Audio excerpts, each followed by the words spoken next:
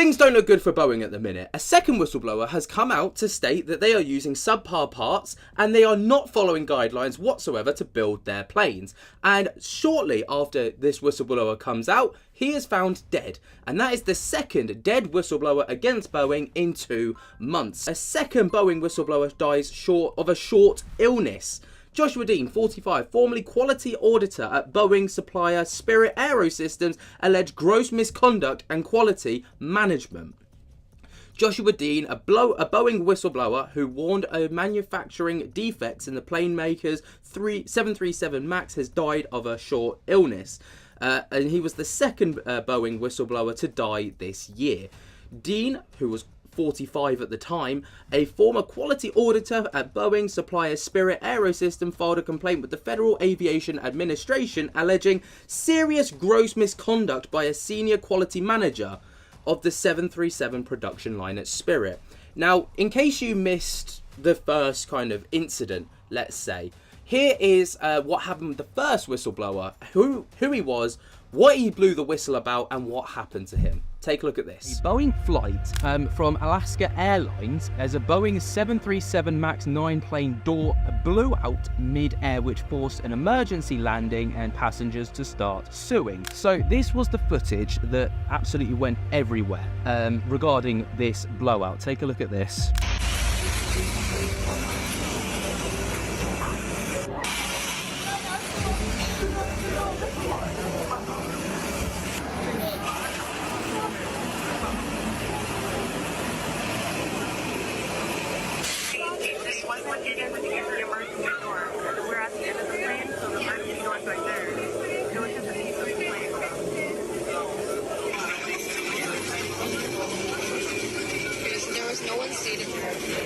There was thankfully no one seated near the window. Yeah, they just said, I sit there, I thought we were bored. Yeah, I thought we were too. Absolutely horrifying scenes as mid-air, a door flies off the hinges, just leaving a gaping hole in the side of the plane, causing absolute mayhem mid-air. And, you know, this whole thing was apparently supposed to be, you know, it was completely avoidable. And then, you know, the controversies piled up with more and more issues being found on Boeing planes after investigations and things like this. But an ex-Boeing executive, MAX airplane is definitely not safe. That was the quoted words from this News Nation article. So we're going to take a little look at this as well, because it really shines a lot of light on, you know, executives, ex-executives at Boeing, you know, saying this is what's happening, this is not okay, and it was completely avoidable. Take a look at this, because it shines so much light on a very dire situation. Passengers are still wary of flying on the Boeing 737 MAX 9 airliners after a panel blew out on an Alaska Airlines plane in the middle of a flight last month, forcing an emergency landing. Fortunately, there were no major injuries, but air safety advocates say this could have been so much worse. As airlines continue to utilize the MAX 9s, what needs to be done to ensure safety? For that, we are joined by Ed Pearson, a former Boeing senior manager and executive director of the Foundation for Aviation Safety, and Mark Lindquist, attorney for passengers who were on that flight who are now suing Alaska Air and Boeing. Gentlemen, appreciate you both being here. And Ed, I want to start with you. You are a former Boeing manager. You say you will not fly on this plane. You wouldn't recommend it. Why is that? Well, thanks for having me. And the reason I wouldn't fly this plane is, unfortunately, I was in the factory and I watched how it was built. And even though they're tremendous employees in the factory, the pressure that they were under to get airplanes out the door just led to tons of mistakes. And we've seen a lot of issues with the airplane in service, not just the Alaska accident. So those are the reasons that I can't advise anybody to fly that plane right now. For how many years have you noticed these sorts of mistakes? And do you believe that these mistakes could be life-threatening? Obviously, that's alarming scenes in itself. When you've got an ex-executive of Boeing saying he would not, absolutely not, fly a MAX airplane. That should tell you everything that you need to know. I definitely think these mistakes can be life-threatening. And for me, I saw these mistakes occurring back in 2017. We started having engines delivered late to the factory, and that led to a cascading effect. And quite honestly, for the last 5 years, we've really seen no improvement or very little improvement at all. They continue to talk about, the number of planes they're going to produce every month. They continue to have employees work ridiculously long hours. They don't have the training, adequate training. There's lots of issues, and unfortunately, they just, changed the lipstick on the pig, and they didn't really get to the root causes of any of these issues. Ed, what went through your mind when you heard that this happened and saw the video, saw that gaping hole?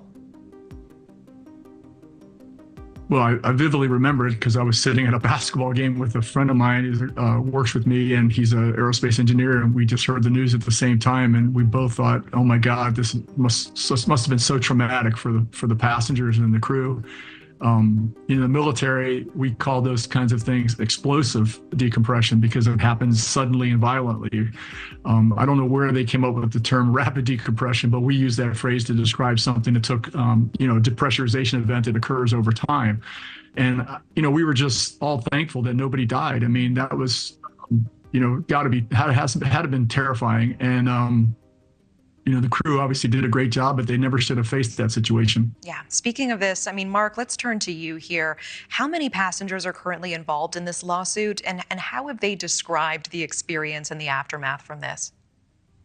Well, I represent 25 passengers, and a variety of individuals had a variety of reactions and injuries, everything from hearing damage to anxiety to sleeplessness to, of course, fear of flying.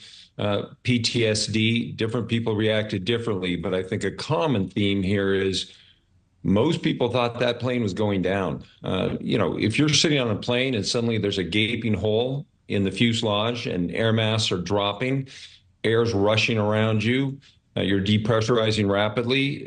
In the movies, that plane is going down, and that's what a lot of my clients and other passengers thought. They thought they might be sending, for example, their last text messages ever. I think it's hard for us to understand just how loud, how violent this was. I know that there were reports of a woman with a little boy, and the shirt was ripped off of his back with the force here. Mark, from the research you've done on this incident, how much worse could this have been? Oh, if this plane was basically a ticking time bomb, if the plane had depressurized at a higher altitude, such as cruising altitude, it would have been catastrophic. In a matter of seconds, the oxygen is sucked out of the plane. Hypoxia sets in. Your pilot easily could lose consciousness. The structural damage to the plane might be irredeemable. Chances are everybody dies, and we're having a whole different conversation. Thankfully, it never got that far, but truly to know that it could have reached that far, utterly horrific. Now, a bit off topic, but I spoke to my dad. My dad, for anyone that doesn't know, is an aircraft engineer at British Airways, and I was talking to him about this situation when it first happened back in January, and he was like, in my entire career, he's been at British Airways since he was 17, he's now 52, so however long that is, or 16, he's been there since, but regardless, he was like, in his entire career, he's never known anything like this to ever happen. And, he's even said that there's been issues with Boeing, backlogged issues where even the airlines are feeling the knock-on effect, like British Airways and other airlines that they all use Boeing. So, they're feeling the knock-on effects, and the pressure is building on Boeing because these airlines are requiring these parts, so the pressure is piling onto the airline, which is then they're piling the pressure onto Boeing, and then the Boeing are piling the pressure onto their workforce to pump these out the door. It's a domino effect, to be fair. But the entire situation got even more insane when a Boeing whistleblower, John Barnett, was found dead in the US. Now, John Barnett came out to kind of expose Boeing for, Boeing at the time were on the surface, they were like, everything's fine. Yes, this was an issue, we're looking into it, but John came out and he was like, no, things are not fine. There are structural issues. You are cutting corners to try and maximize income and try and get stuff out the door. John Barnett, he worked for Boeing for more than 30 years before retiring in 2017. And in the days before his death, he had been given evidence in a whistleblower lawsuit against the company. Boeing said they were saddened to hear of Mr. Barnett's passing. The Charleston County coroner confirmed that his death to the BBC on Monday. It said that the 62-year-old man had died from, quote, self-inflicted wound on the 9th of March, and the police were investigating. Mr. Barnett had worked for the US plane giant for more than 3 decades until his retirement in 2017 on health grounds. From 2010, he was employed as a quality manager at the North Charleston plant, and the facility builds the 787 Dreamliner.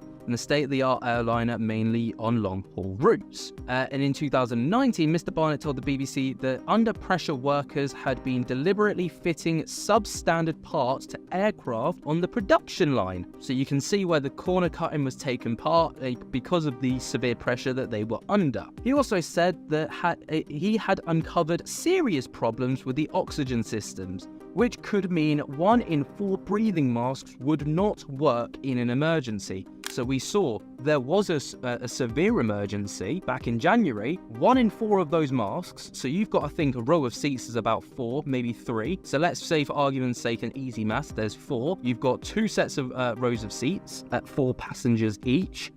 At least one person per row doesn't have a functional air mask, which is horrific because in that kind of situation, that could be the difference between life and death. He said soon after starting work in South Carolina, he had become concerned that the push to get new aircraft built meant the assembly process was rushed and safety was compromised, something the company denied. He later told the BBC that workers failed to follow procedures intended to track components through the factory, allowing defective components to go missing. He said in some cases, substandard parts had even been removed from scrap bins and fitted to planes that were being built to prevent delays in the production line. People were literally, because of severe pressure, getting stuff out of the scrap bin, fitting it onto the parts just to get it pumped out the door, to get it along the production line. He also claimed that tests on emergency oxygen systems due to be fitted to the 787 showed failure rate of 25%, meaning that 1 in 4 could fail to deploy in a real-life emergency. Mr. Barnett said that he had alerted managers to his concerns, but no action had been taken. Bear in mind, this was back in 2019 that he told the BBC, but back in 2010, he became the quality manager. So from 2010 until present day, these issues have been there. So they've been there for over a decade, almost a decade and a half, and nothing's been done about it. Boeing denied the assertions. However, in 2017, review by the US regulator, the Federal Aviation Administration, did uphold some of Mr. Barnett's concerns. So he was backed by this administration, the FAA. It established that the location of at least 53 non-conforming parts in the factory was unknown and that they were considered lost. Boeing was ordered to take remedial action. On the oxygen cylinders used issue, the company said that in 2017 it had identified some oxygen bottles received from the supplier were not deploying properly, but it denied that any of them were actually fitted on the aircraft. What a shock. After retiring, he embarks on a long-running legal action against the company. Anyway, it goes on like that. So you can see some of the hugely glaring issues that were raised by John Barnett back in 2019 until present day. Now, this whole thing with his death is, incredibly sad, becomes even more scrutinized or kind of under the microscope when you look at this letter that was sent by John to one of his close friends. So a week before his death, Boeing whistleblower John Barnett told a friend, "No, I ain't scared, but if anything happens to me, it's not suicide." I know that he did not commit, well, the friend went on to say, "I know he did not commit suicide," said Jennifer, a friend of Barnett's. "There's no way." The first amended complaint filed to the United States Department of Labor, Officer of Administrative Law Judges, court case John against the Boeing Company in South Carolina, heard the subject of depositions. During this, former Boeing quality control manager, now whistleblower, is a plaintiff, and plaintiff in the case died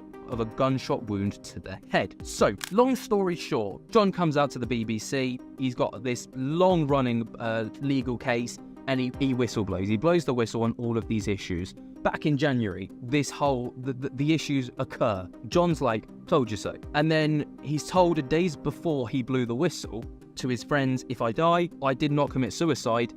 Just know that." And then days later, he's found dead. It's absolutely mind-boggling. Here's a little video though that was found, and it sheds a lot of light on the entire situation.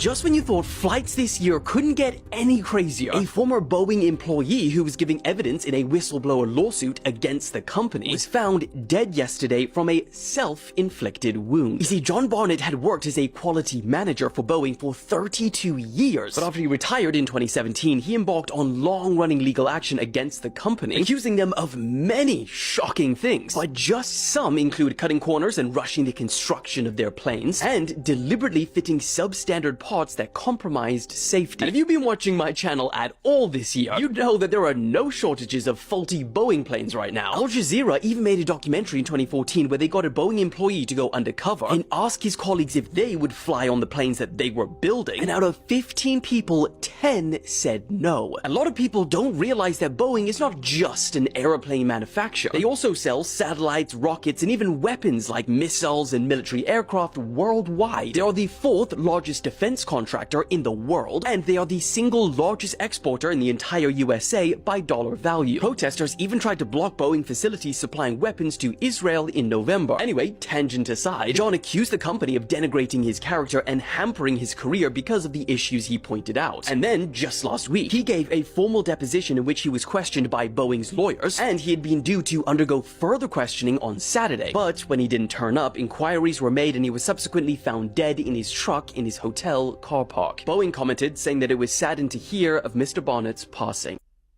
There you go. I mean, that literally sums it up in an absolute nutshell, but you can see how deep this whole thing runs. And this was an interview that John made shortly before his passing. It's not a 737 problem, it's a Boeing problem. When I first started working at Charleston, I was in charge with pushing back defects to our suppliers. I'd take a group of inspectors and actually go to the supplier and inspect their product before they sent it in. Well, I'd taken a team of 4 inspectors to Spirit Aerosystems to inspect the 41 section before they sent it to Charleston. And we found 300 defects. Some of them were significant that needed engineering intervention. When I returned to Charleston, my senior manager told me we had found too many defects and he was going to take the next trip. So the next trip he went on, he took 2 of my inspectors. And when they got back, they were given accolades for only finding 50 defects. So I pulled that inspector aside and I said, did Spirit really clean up their act that quick? That don't sound right. And she was mad. She said, no. Said the 2 inspectors were given 2 hours to inspect the whole 41 section and they were kicked off the airplane. It's utterly horrific, you know, the whole situation. And under, you know, severe scrutiny, obviously, you've got planes going horrifically wrong that could cause life-threatening issues, wheels falling off the plane, doors being ripped off its hinges mid-air. And then you've got a whistleblower found dead, who's kind of, you know, scrutinized your company, brought you into question and is like, look, things are not okay. Well, how do the leadership manage that situation? How do the CEO of Boeing and top line managers deal with the situation? Well, they do what all great managers do. They resign. They literally handed in their notice, and by the end of the year, they will be stepping down from their roles at Boeing and leaving. What? No.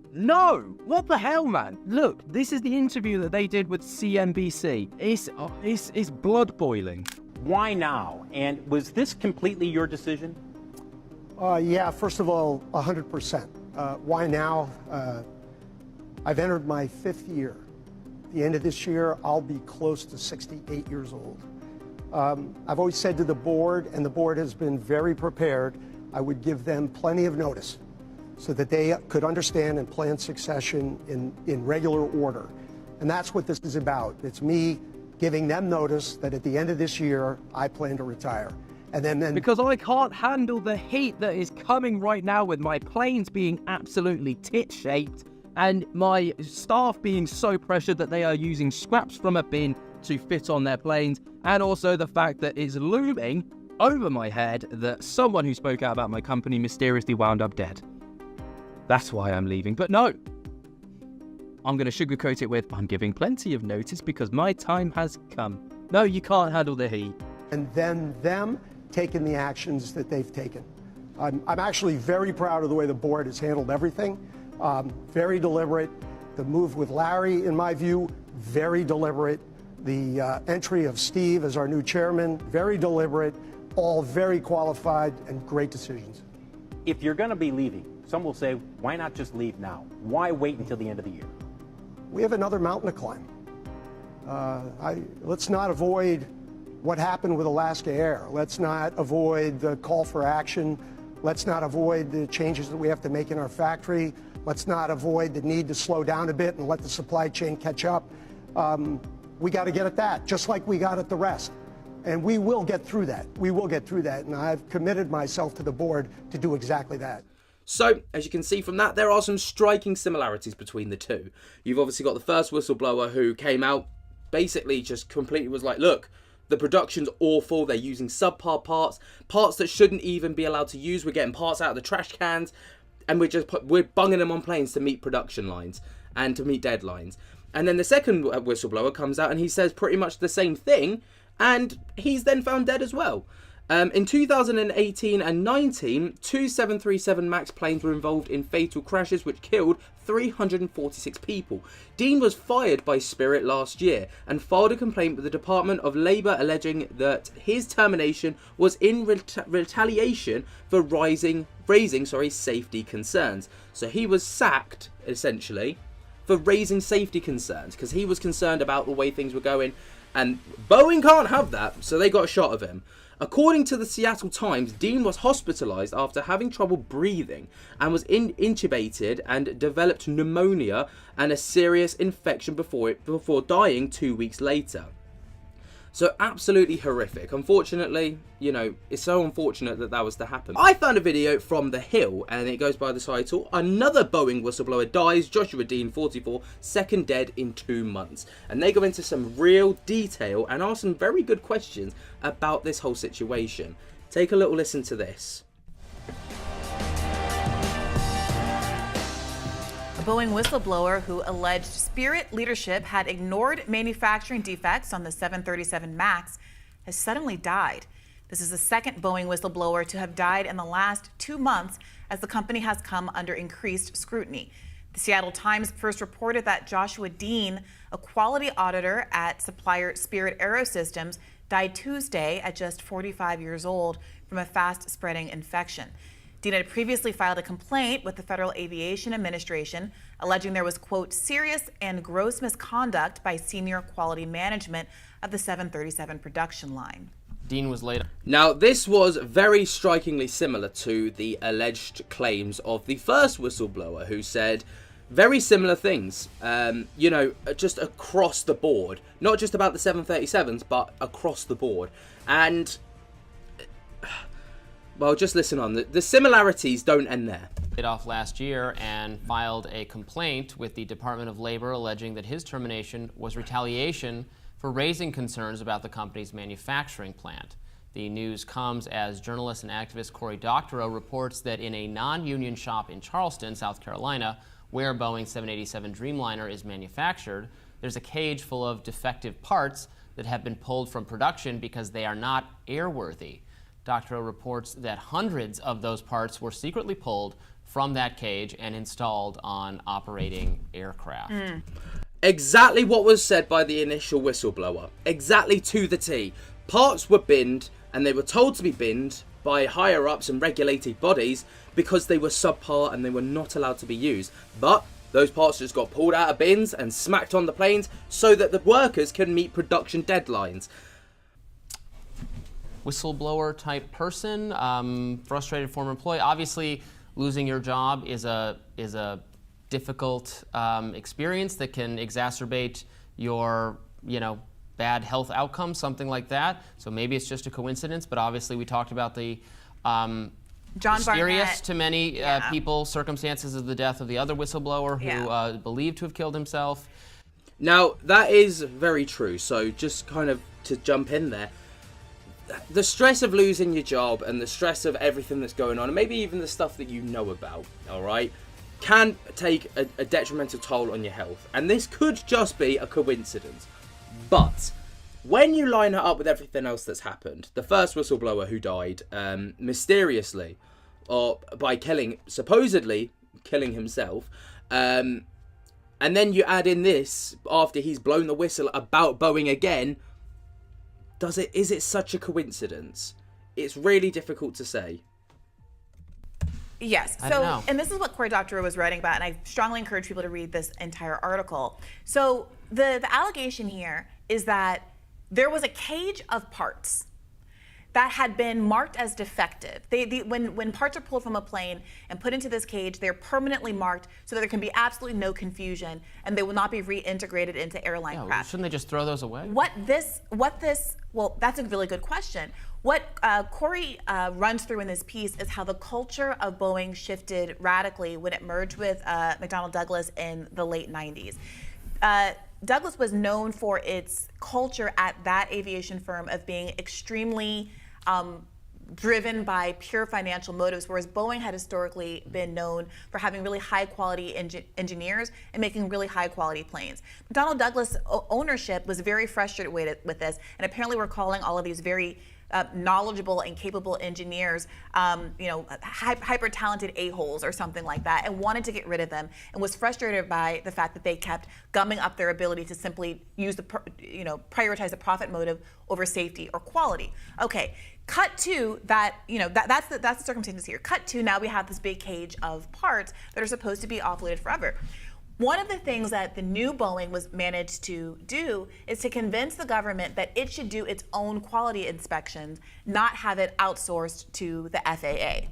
Now, this is where things get messy, because if you have a company like Boeing, who are strictly about the profits over safety regulations, as we've seen, if you get them to mark their own homework and label their own parts as safe or not safe, you are going to just have instances like this where you just slap old parts in a plane and send it on its way to meet manufacturing deadlines.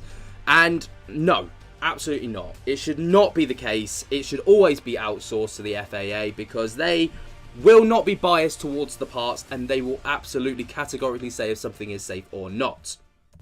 At that point, you're basically in charge of reviewing checking your own work, which an institution like the new culture of Boeing, in the new culture of Boeing, is obviously going to lead to people cheating. Now, here's where they messed up. The last whistleblower, the one who's alleged to have killed himself, John Barnett, who is nicknamed, apparently was Swampy, and he's referred to as Swampy throughout Cory's piece, was one of the people who was assigned to do this checking. And he was not corrupt. He was part of the Boeing old guard. So when he was raising red flags about these kinds of things, there was this enormous amount of pushback. He was fired, and cut to now we know that he's being alleged to have killed himself in the car. But one of the discoveries was that the parts that were discarded and had big permanent red marks on them ended up integrated into God knows how many planes that are currently in the sky right now. That is what's going on at Boeing. This is a huge bombshell realization.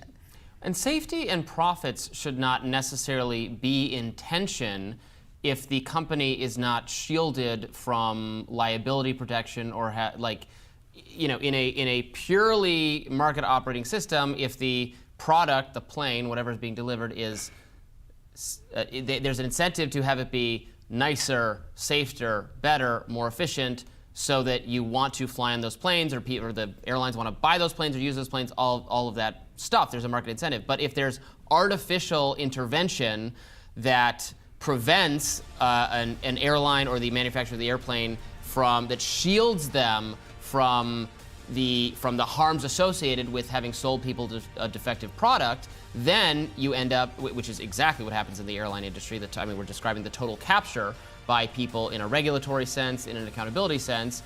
Then you get distorted incentives, and you get, we can continue making defective planes, and we're not going to suffer any consequence from it, because what can anyone do about it? Well, corporate corruption and the corruption of our...